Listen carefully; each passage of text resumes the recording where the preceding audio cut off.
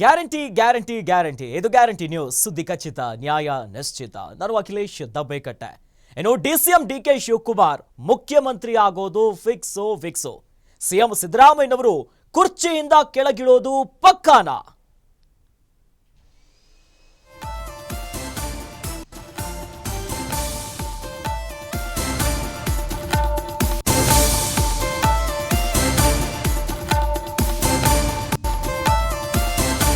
ನನ್ನ ರಕ್ತದಲ್ಲಿ ಬೇಕಾದ್ರೆ ಇವಾಗಲೇ ಬರೆದು ಕೊಡ್ತೇನೆ.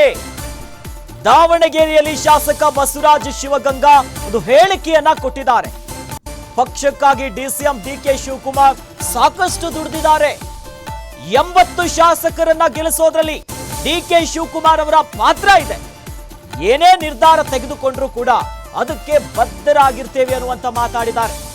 ಡಿಸೆಂಬರ್ನಿಂದ ಮುಂದಿನ 5 ವರ್ಷ ಅವರೇ ಮುಖ್ಯಮಂತ್ರಿ, ಮುಂದಿನ 7 ವರ್ಷ ಡಿಕೆ ಶಿವಕುಮಾರ್ ಅವರೇ ಸಿಎಂ ಆಗ್ತಾರೆ.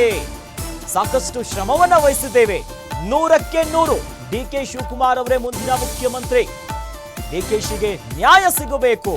ಡಿಕೆಶಿ ಆಪ್ತ ಶಾಸಕ ಬಸವರಾಜ ಶಿವಗಂಗಾ ಇಂಥದ್ದೊಂದು ಹೇಳಿಕೆಯನ್ನ ಕೊಟ್ಟಿದ್ದಾರೆ. ಡಿಕೆ ಶಿವಕುಮಾರ್ ಅವರೇ ಮುಂದಿನ ಸಿಎಂ ಆಗ್ತಾರೆ, ನನ್ನ ರಕ್ತದಲ್ಲೂ ಬೇಕಾದ್ರೂ ನಾನು ಬರೆದು ಕೊಡ್ತೇನೆ ಅನ್ನೋದಾಗಿ ದಾವಣಗೆರೆಯಲ್ಲಿ ಶಾಸಕ ಬಸವರಾಜ ಶಿವಗಂಗಾ ಒಂದು ಹೇಳಿಕೆಯನ್ನ ಕೊಟ್ಟಿರೋದು. ಯಾಕೆ ಗಡುವು ಇಲ್ಲ, ಡಿಸೆಂಬರ್ ಒಳಗೆ ಬರೆದಿಟ್ಕೊಳ್ರಿ, ರಕ್ತದಲ್ಲಿ ಬೇಕಾದ್ರೆ ಬರ್ಕೊಡ್ತೀನಿ, ಮುಖ್ಯಮಂತ್ರಿ ಆಗ್ತಾರೆ. ಇದಂತೂ ಡಿಸೆಂಬರ್ ಒಳಗೆ ಆಗ್ತಾರೆ, ರಕ್ತದಲ್ಲಿ ಬರ್ಕೊಡ್ತೀನಿ, ಆಗ್ತಾರೆ, ಬರೆದಿಟ್ಕೊಳ್ರಿ ಅಷ್ಟೇ. ಯಾಕೆ ಗಡುವು ಇಲ್ಲ, ಡಿಸೆಂಬರ್ ಒಳಗೆ ಬರೆದಿಟ್ಕೊಳ್ರಿ, ರಕ್ತದಲ್ಲಿ ಬೇಕಾದ್ರೆ ಬರ್ಕೊಡ್ತೀನಿ, ಮುಖ್ಯಮಂತ್ರಿ ಆಗ್ತಾರೆ. ಇದಂತೂ ಡಿಸೆಂಬರ್ ಒಳಗೆ ಆಗ್ತಾರೆ, ರಕ್ತದಲ್ಲಿ ಬರ್ಕೊಡ್ತೀನಿ, ಆಗ್ತಾರೆ, ಬರೆದಿಟ್ಕೊಳ್ರಿ ಅಷ್ಟೇ. ಯಾಕೆ ಗಡುವು ಇಲ್ಲ, ಡಿಸೆಂಬರ್ ಒಳಗೆ ಬರೆದಿಟ್ಕೊಳ್ರಿ, ರಕ್ತದಲ್ಲಿ ಬೇಕಾದ್ರೆ ಬರ್ಕೊಡ್ತೀನಿ, ಮುಖ್ಯಮಂತ್ರಿ ಆಗ್ತಾರೆ. ಇದಂತೂ ಡಿಸೆಂಬರ್ ಒಳಗೆ ಆಗ್ತಾರೆ, ರಕ್ತದಲ್ಲಿ ಬರ್ಕೊಡ್ತೀನಿ, ಆಗ್ತಾರೆ, ಬರೆದಿಟ್ಕೊಳ್ರಿ ಅಷ್ಟೇ. ಯಾಕೆ ಗಡುವು ಇಲ್ಲ, ಡಿಸೆಂಬರ್ ಒಳಗೆ ಬರೆದಿಟ್ಕೊಳ್ರಿ, ರಕ್ತದಲ್ಲಿ ಬೇಕಾದ್ರೆ ಬರ್ಕೊಡ್ತೀನಿ, ಮುಖ್ಯಮಂತ್ರಿ ಆಗ್ತಾರೆ. ಇದಂತೂ ಡಿಸೆಂಬರ್ ಒಳಗೆ ಆಗ್ತಾರೆ, ರಕ್ತದಲ್ಲಿ ಬರ್ಕೊಡ್ತೀನಿ, ಆಗ್ತಾರೆ, ಬರೆದಿಟ್ಕೊಳ್ರಿ ಅಷ್ಟೇ. ಯಾಕೆ ಗಡುವು ಇಲ್ಲ, ಡಿಸೆಂಬರ್ ಒಳಗೆ ಬರೆದಿಟ್ಕೊಳ್ರಿ, ರಕ್ತದಲ್ಲಿ ಬೇಕಾದ್ರೆ ಬರ್ಕೊಡ್ತೀನಿ, ಮುಖ್ಯಮಂತ್ರಿ ಆಗ್ತಾರೆ. ಇದಂತೂ ಡಿಸೆಂಬರ್ ಒಳಗೆ ಆಗ್ತಾರೆ, ರಕ್ತದಲ್ಲಿ. ಸದ್ಯ ಈ ಮಾತುಗಳು ಬಹಳಷ್ಟು ಚರ್ಚೆಗೆ ಕಾರಣ ಆಗ್ತಿದೆ. ಯಾಕಂತಂದ್ರೆ ಈಗಾಗಲೇ 2028ಕ್ಕೆ ಡಿಕೆ ಶಿವಕುಮಾರ್ ಅವರ ನೇತೃತ್ವದಲ್ಲೇ ನಾಯಕತ್ವದಲ್ಲೇ ಪಕ್ಷ ಮುಂದೆ ಸಾಗುತ್ತೆ ಅಂತ ಡಿಕೆ ಶಿವಕುಮಾರ್ ಅವರ ಆಪ್ತ ವಲಯದಲ್ಲಿ ಗುರುತಿಸಿಕೊಂಡವ್ರು ಹೇಳ್ತಾ ಇದ್ರು. ಅದಕ್ಕೆ ಮತ್ತಷ್ಟು ಪುಷ್ಟಿ ಕೊಡುವಂತೆ ಈಗ ಈ ಹೇಳಿಕೆಗಳು ಕೂಡ ಸಾಕ್ಷಿ ಆಗ್ತಿದೆ. ಅದಕ್ಕೆ ಒಂದು ಕಡೆಯಲ್ಲಿ ಸಚಿವ ಸಂಪುಟದ ಪುನರ್ರಚನೆಯ ಕೂಗು ಕೇಳಿ ಬರ್ತಾ ಇದೆ. ಕೆಪಿಸಿಸಿ ಅಧ್ಯಕ್ಷ ಸ್ಥಾನದ ಬದಲಾವಣೆ ಮಾತುಗಳಿದೆ. ಸದ್ಯ ಈ ಎಲ್ಲ ಹೇಳಿಕೆಗಳು ಇನ್ನೊಂದಿಷ್ಟು ಆಯಾಮಗಳನ್ನ ಪಡೆದುಕೊಳ್ಳುತ್ತಿದೆ ಕಾಂಗ್ರೆಸ್ ಅಲ್ಲಿ.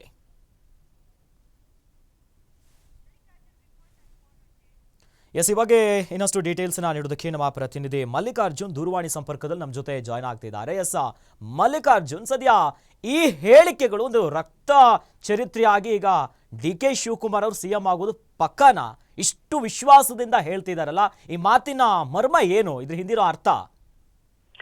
ಅಖಿಲೇಶ್, ಏನಂತಂದ್ರೆ ಇತ್ತೀಚಿನ ದಿನಗಳಲ್ಲಿ ಪವರ್ ಶೇರಿಂಗ್ ವಿಚಾರಕ್ಕೆ ಸಂಬಂಧಪಟ್ಟಂತೆ ಇಡೀ ರಾಜ್ಯ ಕಾಂಗ್ರೆಸ್ ಸರ್ಕಾರದಲ್ಲಿ ಹಲವಾರು ರೀತಿಯಾದಂತಹ ಅಭಿಪ್ರಾಯಗಳು ಕೇಳಿ ಬರ್ತಾ ಇದೆ. ಅದರಲ್ಲೂ ಪ್ರಮುಖವಾಗಿ ಡಿ.ಕೆ. ಶಿವಕುಮಾರ್ ಅವರ ಆಪ್ತ ವಲಯದಲ್ಲೂ ಕೂಡ ಈ ಒಂದು ವಿಷಯ ಬಿಸಿ ಚರ್ಚೆ ಆಗ್ತಾ ಇದೆ. ಅದರಲ್ಲೂ ಪ್ರಮುಖವಾಗಿ ದಾವಣಗೆರೆ ಜಿಲ್ಲೆ ಚನ್ನಗಿರಿಯ ಶಾಸಕರಾಗಿರ್ತಕ್ಕಂತಹ ಬಸವರಾಜ್ ವಿ ಶಿವಗಂಗಾ ಅವರು ತುಂಬಾ ಕಾನ್ಫಿಡೆನ್ಸ್ ಆಗಿ ಹೇಳ್ತಕ್ಕಂಥದ್ದು ಏನಂತಂದ್ರೆ, ರಕ್ತದಲ್ಲಿ ಬೇಕಾದ್ರೆ ಬರ್ಕೊಟ್ಬಿಡ್ತೀನಿ, ಈ ಸತಿ ಡಿಸೆಂಬರ್ನಿಂದ ಮುಂದಿನ 5 ವರ್ಷಗಳಲ್ಲಿ ಅಂದ್ರೆ ಈ ಸರ್ಕಾರ ಮುಗಿದ ನಂತರದಲ್ಲಿ ಮತ್ತೆ ಮುಂದಿನ ಚುನಾವಣೆ ಏನಾಗುತ್ತೆ ಆ ಸಂದರ್ಭದಲ್ಲೂ ಕೂಡ ಡಿ.ಕೆ. ಶಿವಕುಮಾರ್ ಅವರೇ ಮುಖ್ಯಮಂತ್ರಿ ಆಗ್ತಾರೆ ಅನ್ನುವಂಥದ್ದು ತುಂಬಾ ಆತ್ಮವಿಶ್ವಾಸದಿಂದ ಹೇಳ್ತಕ್ಕಂಥದ್ದು. ಕಾರಣ ಇಷ್ಟೇನೆ, ಅವ್ರು ಏನಂತಂದ್ರೆ 80 ಶಾಸಕರನ್ನ ಡಿ.ಕೆ. ಶಿವಕುಮಾರ್ ಅವರು ಗೆಲ್ಸ್ಕೊಂಡು ಬಂದಿದ್ದಾರೆ. ಅದ್ರ ಜೊತೆಗೆ ಇವರು ಮಾಡ್ತಕ್ಕಂಥದ್ದು ಕೆಲಸ ಏನಂದ್ರೆ, ಸಾಕಷ್ಟು ಜನರಿಗೆ ಸಹಾಯ ಹಸ್ತವನ್ನ ಚಾಚಿರ್ತಕ್ಕಂಥದ್ದು.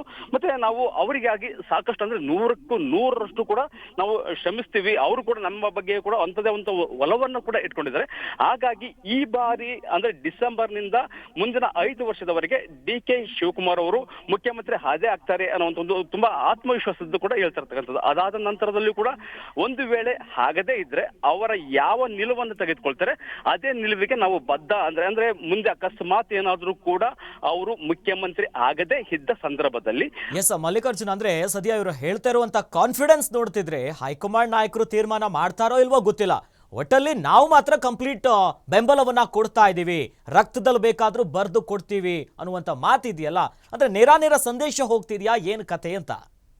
ಹೌದು ಅಖಿಲೇಶ್, ಯಾಕಂತಂದ್ರೆ ಈ ಒಂದು ವಿಚಾರದಲ್ಲಿ ಅಂದ್ರೆ DK ಶಿವಕುಮಾರ್ ಅವರನ್ನ ಹೇಗಾದ್ರೂ ಮಾಡಿ ಮುಖ್ಯಮಂತ್ರಿ ಮಾಡ್ಲೇಬೇಕು ಅನ್ನೋ ಒಂದು ಕಾರಣಕ್ಕೋಸ್ಕರ ಇವರು ಒಂದು ನೇರವಾಗಿ ಸರ್ಕಾರಕ್ಕೆ ಒಂದು ಏನಾದ್ರು ಕೂಡ ಎಚ್ಚರಿಕೆ ಗಂಟೆಯನ್ನ ಕೂಡ ಬಾರಿಸ್ತಾ ಇದಾರ ಅನ್ನುವಂಥ ಏನು ವಿಚಾರ ಏನಿದೆ ಕೂಡ ಈಗ ರಾಜ್ಯಾದ್ಯಂತ ಕೂಡ ಪಸರಿಸ್ತಾ ಇದೆ. ಯಾಕಂತಂದ್ರೆ ಇವರು ರಕ್ತದಲ್ಲಿ ಬೇಕಾದ್ರೆ ಬರ್ಕೊಡ್ತೀನಿ ಅಂತಂದ್ರೆ ಅಷ್ಟು ಆತ್ಮವಿಶ್ವಾಸದಿಂದ ನಮ್ಮ ಕಡೆಗೆ ಇನ್ನೂ ಇಂತಿಷ್ಟು ಶಾಸಕರಿದ್ದಾರೆ, ಅಂದ್ರೆ 100ಕ್ಕೂ ಅಥವಾ 80 ಶಾಸಕರಿದ್ದಾರೆ ಅನ್ನುವಂಥ ಒಂದು ಏನು ಆತ್ಮವಿಶ್ವಾಸದ ಏನು ಮಾತುಗಳು ಏನಿದಾವೆ, ಮುಂದೆ ಎಲ್ಲೋ ಒಂದು ಕಡೆಗೆ ಸರ್ಕಾರದಲ್ಲಿ ಈ ತರದ ಒಂದು ಬದಲಾವಣೆ ಆಗುವ ಸಾಧ್ಯತೆ ಇದೆಯಾ ಅನ್ನುವಂಥ ಒಂದು ಅಭಿಪ್ರಾಯ ಅಥವಾ ಒಂದು ಅನುಮಾನ ಕೇಳಿ ಬರ್ತಾ ಇದೆ ಅಖಿಲೇಶ್. ಎಸ್, ಧನ್ಯವಾದಗಳು ಮಲ್ಲಿಕಾರ್ಜುನ್ ನಿಮ್ಮೆಲ್ಲ ಮಾಹಿತಿಗೆ. ಸದ್ಯ ಇವೆಲ್ಲ ಹೇಳಿಕೆಗಳು ಇಷ್ಟು ದಿನ ಸಿದ್ದರಾಮಯ್ಯನವರ ಆಪ್ತ ವಲಯದಲ್ಲಿ ಗುರುತಿಸಿಕೊಂಡಿರುವಂಥ KN ರಾಜಣ್ಣ ಅವರು ಸ್ವಲ್ಪ ಬಹಿರಂಗ ಹೇಳಿಕೆಗಳನ್ನ ಕೊಡುತ್ತಿದ್ರು, ಸ್ವಲ್ಪ ಸೈಲೆಂಟ್ ಆಗಿದ್ದಾರೆ. ಆದರೆ ಇತ್ತ DK ಶಿವಕುಮಾರ್ ಅವರ ಮುಂದಾಳತ್ವ ಮುಂದಿನ ದಿನದಲ್ಲಿ ಇದೆ, ಅವರು CM ಆಗ್ತಾರೆ, CM ಕುರ್ಚಿಯ ಬದಲಾವಣೆ ವಿಚಾರ ಈಗ ಮತ್ತೆ ಮುನ್ನೆಲೆಗೆ ಬರ್ತಿದೆ.